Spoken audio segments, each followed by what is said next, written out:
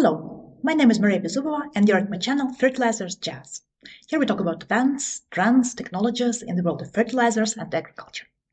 Please subscribe to the channel, put like to this video, and let's jazz! Today is February 24 and it is a weekly markets update.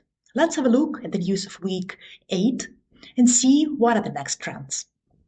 But first of all, I would like to remind you about sad anniversary. Exactly 3 years ago, Russia invaded Ukraine and started the largest war in Europe since the Second World War. It is still raging, taking lives of innocent people every day. So I urge you to continue supporting Ukraine on our way to the fair peace and punishment of the aggressor by international community. Thank you to all my friends and colleagues for your support during all these very difficult years. Now I would like to share some positive news with you. Last week, I had an honor to speak at the 31st Conference of Arab Fertilizers Association in Cairo. I must say that from year to year, this conference grows its importance and constantly improves, bringing together more and more participants from the region and beyond. This year, many important questions were raised, including the effect of new industry policies and regulations, development and implementation of modern fertilizer products and practices, sustainability issues. I was glad to share my view about Black Sea fertilizer market status and prospects for the year ahead, as our markets are an important export destination for many producers from Northern Africa and Middle East. I will publish key takeouts from my speech a bit later in the channel. Let's move to the situation in the fertilizers market. Urea market showed signs of cooling down because Indian tender that is eagerly awaited by market participants hasn't emerged last week. It looks like India would like to postpone its purchase a bit further into second half March and April in order to achieve lower price versus current levels. If India comes out with a tender with longer shipping window, it will limit competition for volumes with the US market. And on top of that, the longer this suspense with tender issuance continues, the more nervous the market will become and the lower the price will go. However, in general, India needs to come back to the market and soon, as urea stocks are quite low. So please let me know in the comments, what is your expectation when India finally will come out? This week, next week, or maybe even later? In Egypt, no new sales emerged last week, also amid subdued activity because of the conference in Cairo. North African producers feel comfortable being sold out for the first half of March, so no pressure at the moment. And also Ramadan will start next week, that usually slows down activity. However, such high levels are not accepted in Europe. Thus, European purchasing activity slowed down last week across the markets. Domestic sales need to proceed more before the next round of import activity emerges. And for now, in southern and eastern Europe, the cold front arrived with the temperatures dropping sharply into significant minus, meaning that application is postponed by a week or more. So imports are expected to restart in several weeks, somewhere mid-March perhaps. And of course, it will depend on market price level then. Dangote failed to conclude 2 sales tenders last week. There was no interest from the market. However, with US appetite increasing, we might see more successful tender next week, if the price level moves lower perhaps. In the Black Sea last week was quiet again, because producers are sold out till the beginning of March at least. In the Middle East, producers are in a waiting mode for the Indian tender, being reluctant to sell or indicate new price level before that. The prices remain unchanged at the level of $430 to $40. Iranian producers are still out of the market because unusually cold weather in Iran continues, and domestic gas consumption is still focused on households, leaving producers without supply. Looks like Iranian tons will not come back to the market until second half of March. In Asia, China is still out of export markets, but speculations about Chinese volumes being back continue. However, general understanding of key market players is that most likely it will not happen until end of domestic season in China, meaning not earlier than May, perhaps. The largest downward price correction happened last week in the US. Price dropped around $20 per short ton. Barges were sold as low as $380 per short ton. A number of factors contributed to this move. First, Indian tender postponement eased the sentiment about supply tightness in March. From the other hand, hiccup in river logistics due to cold temperatures and thus low water levels weighed more on prices, because new cargoes being on the way to NOLA stimulated sales of tons stuck in NOLA that were unable to move upriver. All the forward sentiment in NOLA will depend on the Indian tender announcement, so let's watch this situation developing this week. In Ethiopia, EABC closed its purchase tender, receiving 7 offers, mostly from Middle East, but also a couple of offers from Nigeria and Egypt. First reports suggest the lowest level proposed to be $427 FOB Oman for March. Other offers vary in wide range. Let's see how EABC will proceed with nominations and how much it will secure at the end. As we remember, previous tenders ended up with limited volume secured versus the tendered one. Demand in Latin America is thin and prices remain largely unchanged. Paper values dropped amid general bearish sentiment related to the Indian tender and reached levels of the week before or even lower. Egypt FOB corrected to $435 for March and $400 for April, $15 to $35 decrease versus a week ago. NOLA values dropped for all 3 months, February-April, to the average of $395 per short ton for February and $400 for March and April. Arab Gulf FOB significantly dropped from March and April to $400 and $395 respectively.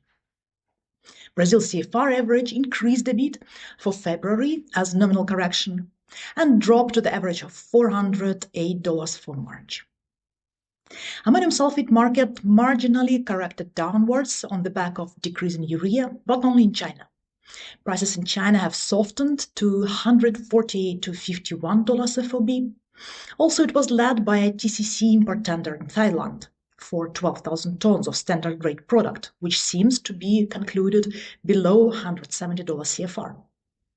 In Indonesia, last week, Pupuk closed its tender for 400,000 tons of sulfate to be shipped through 2025, but the counters were not issued yet.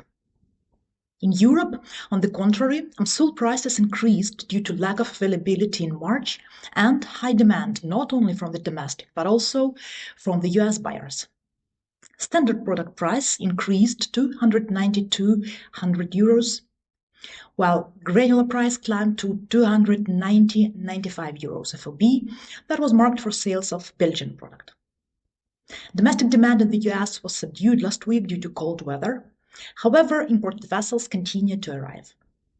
More imports will arrive in March, and domestic distribution demand is expected to pick up this or next week amid warmer weather. Overall, supply remains tight and is evaluated as lagging behind demand by market players. Meanwhile, domestic producer Advance 6 increased its granular indication last week for the product from the inland warehouses. Brazilian demand is very low. Only small lots changed hands last week in the similar price range compared to a week ago. In Mexico, the government started investigation regarding anti-dumping duty for Chinese product. That came in place in May last year with 35% duty and added on January 1st. So domestic producer filed the application to renew the duty again. Nitrates prices in Europe increased again last week. Yara and LAT Nitrogen announced increases. In Poland, Grupa Azoty also has announced a new price list, but distributors are offering discounts due to lack of demand. In general, market activity and demand has slowed down as buyers are digesting new prices, and in some regions they have decided to push back. In Bulgaria, Neochim producer restarted its ammonium nitrate plant on Friday for a second time. The first 1 week ago was not successful. UAN prices in the US haven't reacted at urea price downward correction. and product was sold at even higher levels versus a week ago, both in the port and inland. Interest for new imports was in the air, but no actual business was registered last week. In Europe, UAN values also remained stable, with demand being for new imports thin. In ammonia, market prices continue to be under pressure due to supply length in the Middle East, and last week, downward correction at CFR Europe was also registered. The key news of the week that might show the direction to the market was sales of 25,000 tons cargo to OCP by Trammo at $459 CFR, which marks $76 decrease versus last deal done. The product is most likely from Middle East, where FOB price dropped more. So the difference between East and West prices will most likely decrease more in upcoming weeks, and Middle East cargoes will continue heading to the Western markets. Supply length in the Middle East continues to build amid high production rates and very subdued demand from industrial consumers. Nominal prices haven't changed, but market participants seem to be reluctant to disclose actual price level of the deals done, as most likely new levels will push further price drop in the market. In Northern Africa, prices started to slip. Algerian cargo of 15,000 tons was sold at $535 FOB, which is $5 drop versus a week ago. European demand for imported volumes is still strong due to domestic production curtailments amid high gas prices. In the US, the deal conducted by OCP and Trammo will put March contract price negotiation that will take place this week between Yara and Mosaic under pressure. At the same time, inland prices in the US climbed as market prepares for the first round of pre-planned ammonia application. In India, the demand continues to be much lower than the ample supply. Last week, FACT issued a tender to buy 8,000 to 15,000 tons of ammonia that will close later this week. Other than that, demand remains slow. Same situation in the Southeast Asia. In phosphates market, prices increased last week due to active purchasing.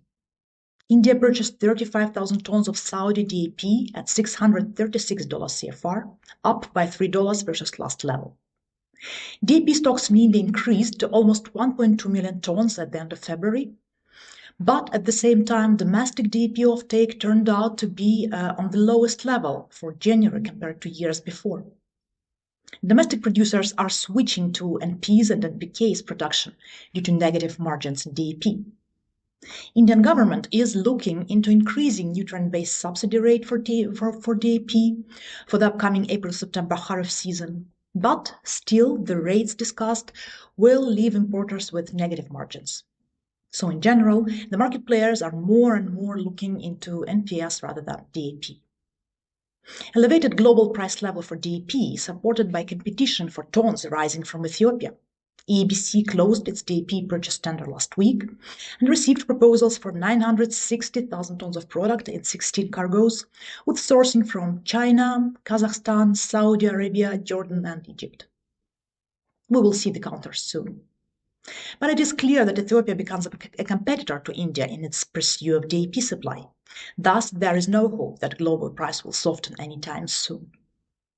In Saudi Arabia, the phosphate sector is poised to benefit from $7.7 billion in investments directed toward the city of Ba'ar al-Shamal, part of which will involve Ma'aden's Phosphate 3 project.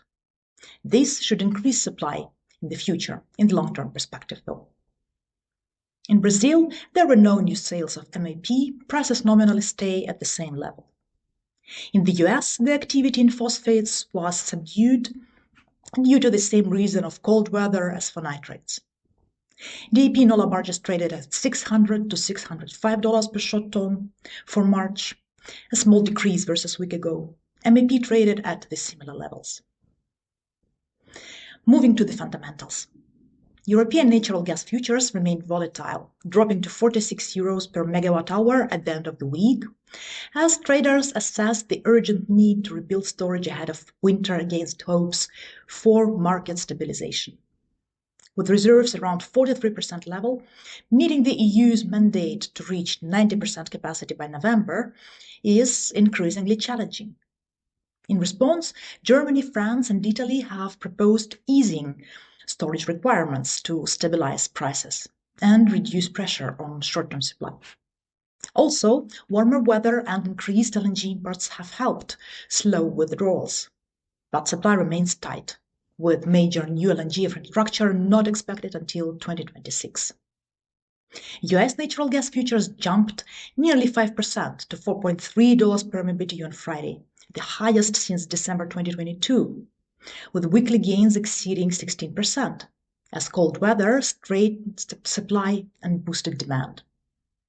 Prices surged and Antarctic blast boosted heating demand while freezing oil and gas wells, disrupting production.